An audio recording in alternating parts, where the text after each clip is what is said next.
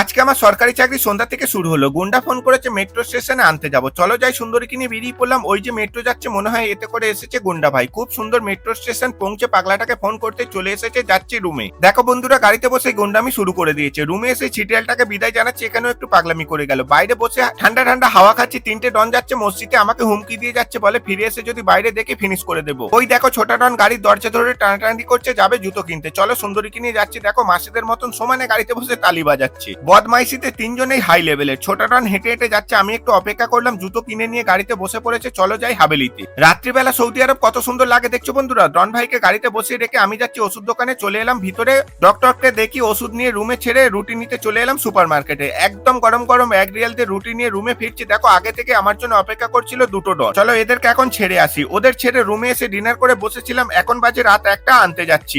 এবার বুঝতে পারলে তো আমার ডিউটি কত রাত পর্যন্ত। Like comment subscribe, tata.